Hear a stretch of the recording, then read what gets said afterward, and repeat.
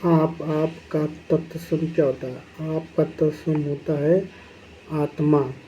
जो निज है, निज पर्यायवाची, ये निज जो है यह पर्यायवाची होगा, निज पर्यायवाची होगा आपका, लेकिन आपका जो तत्सम है यह आत्मा होगा।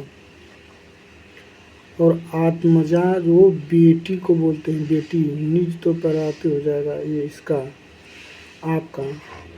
बौना का तत्सम क्या है? बौना का तत्सम होता है वामन। धूमकेतु, धूमकेतु होता है आग का, होता है पर्यायवाची, धूमकेतु आग। आकाश अंतरिक्ष होता है तारामंडल अग्नि, अग्नि में धूमकेतु अग्नि आग। धूमकेतु आग का, आग का बना ही होता है। धूमकेतु हो गया आग।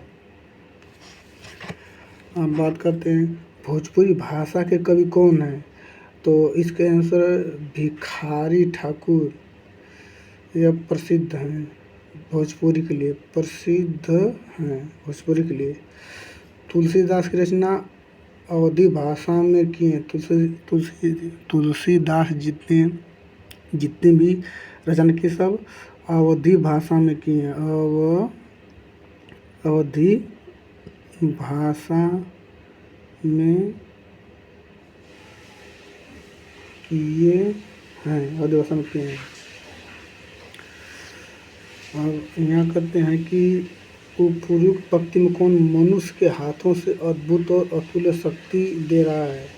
विज्ञान, यह पैराग्राफ के अनुसार है। विद्यापति की भाषा के कवि हैं, तो विद्यापति मैथिली भाषा के कवि हैं। तुलसीदास किस भाषा के कवि हैं? अवधी भाषा के कवि हैं। यह प्रश्न शायद पूछा था।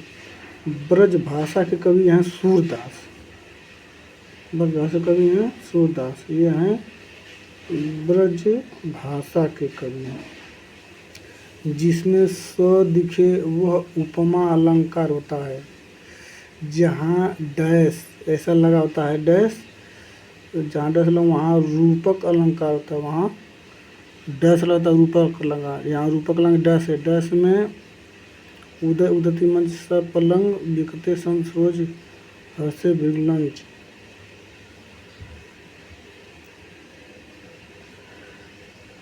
उससे बैठा नहीं जाता में कौन सा वाच है? तो उसमें है भाववाच है।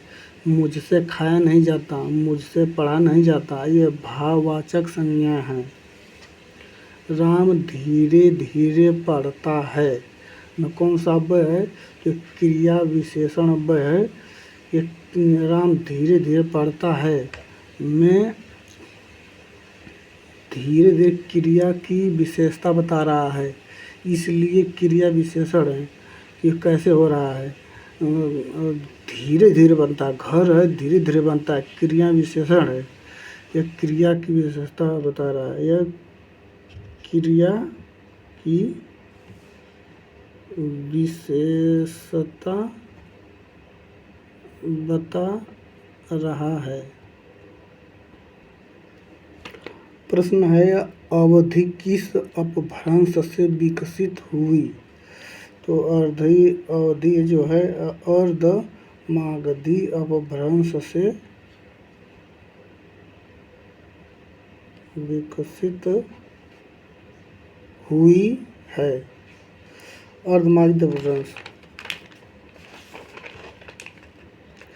अवधी भाषा कहाँ बोली जाती है? तो अवधी भाषा अवध में रचना, अवधि में रचना तुलसीदास ने किए थे। तो अवधी भाषा कहाँ बोली जाती है? मुख्य रूप से अयोध्या, लखनऊ का क्षेत्र, रायबरेली, सुल्तानपुर, प्रयागराज, इलाहाबाद, जौनपुर तक बोली जाती है। विसर्ग के बारे में विस्तार से बताएं। एक अयोगवाह वर्ण है जो न तो स्वर है न ही व्यंजन है, जैसे राम अतः प्रातः दुख।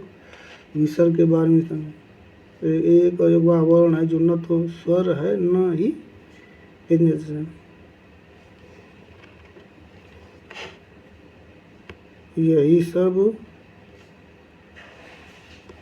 अयोगवाह हैं।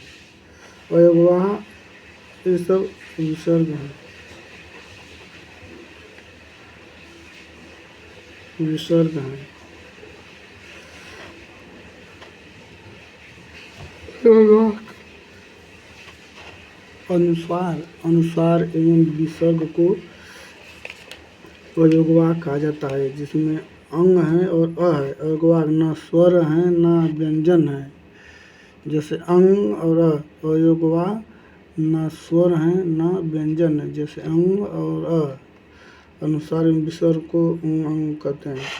हिंदी वर्णमाला में मात्रा या उच्चारण के आधार पर स्वरों के कितने प्रकार होते हैं? 2 प्रकार होते हैं, ह्रस्व स्वर, दीर्घ स्वर।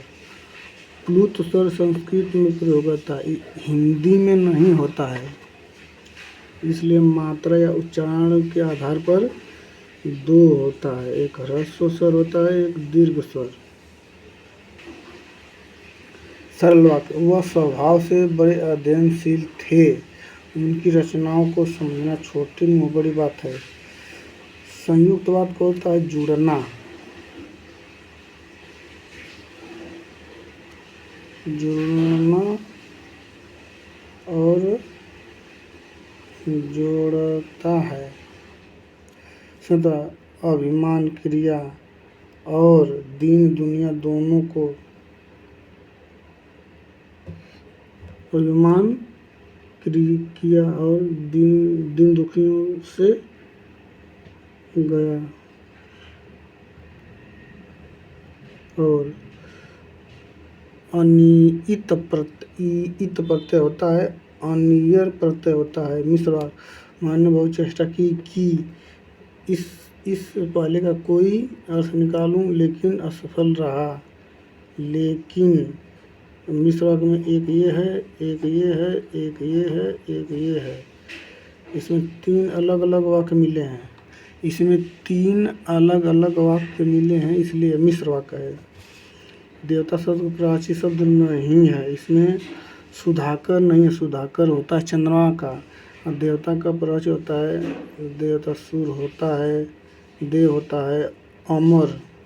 अमर भी देवता का होता है। जो सुधाकर चंद्रमा का है, देवता अमर हैं। द्विज का मतलब ही चंद्रमा होता है। संभव है यह वाक्य किस काल में है? तो यह वर्तमान काल में कहता है संभव है।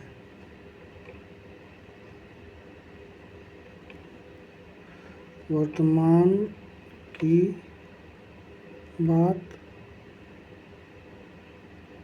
हो रही है। वर्तमान की बात हो रही है। निम्नलिखित में से विशेषण शब्द है, महत्व है, संज्ञा है, लघुता, भाववाचक है।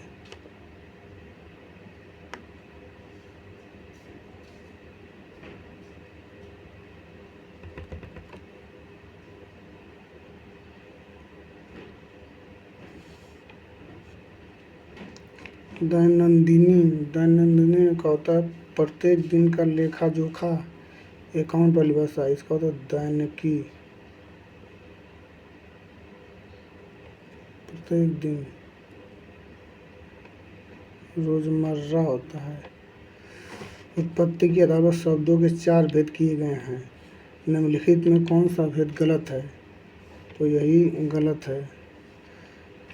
उत्पत्ति देश विदेशी, देशज, तद्भव, तत्सम, उत्पत्ति के आधार पर हैं ये 4।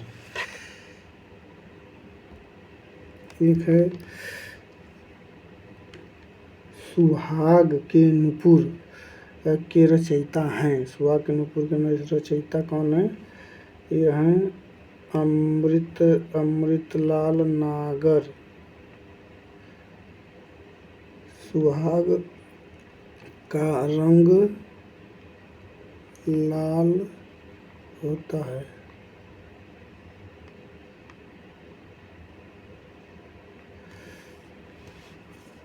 जो कहा न जा सके वो होता है अकथ्य। क्रिया विशेषण का प्रमुख उदाहरण कौन से विशेषण है? परिमाणवाचक क्रिया विशेषण। यह गलत है, ये सही है, ये भी सही है, ये भी सही है। आंसू काव्य के रचनाकार कौन है? जयशंकर प्रसाद हैं। ये तुमड़ी के शब्द के लिए साहित्य अकादमी पुरस्कार किस रचनाकार को दिया गया था? तो यह दिया गया था बद्री नारायण 2022 में दिया गया था बद्री नारायण को। 2013 में मिलजुल मन प्रश्न मिथिला गर्ग है।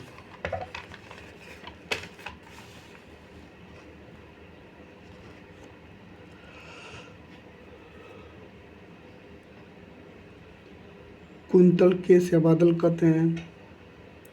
विधान का मतलब होता है रचना करना, अनुष्ठान करना। मुझे थोड़ा दूध चाहिए। थोड़ा किस प्रकार के विशेषण है? थोड़ा परिमाणवाचक। थोड़ा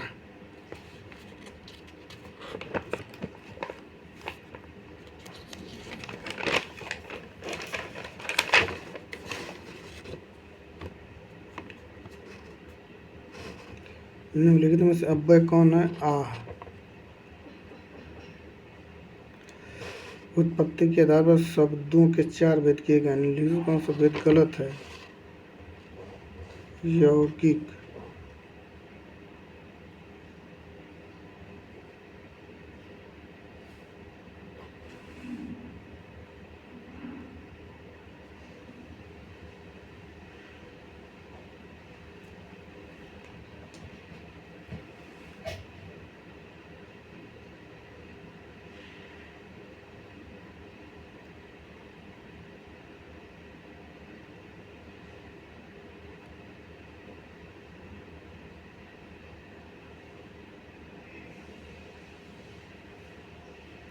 विशेषण शब्द है लघुता।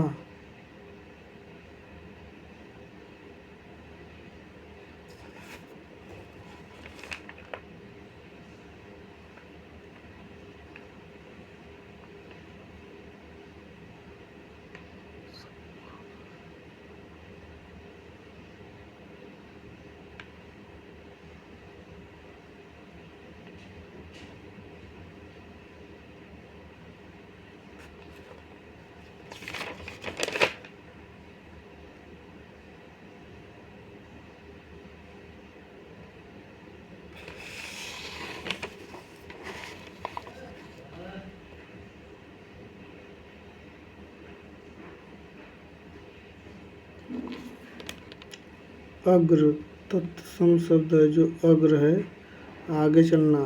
आधार के कारण तत्सम है।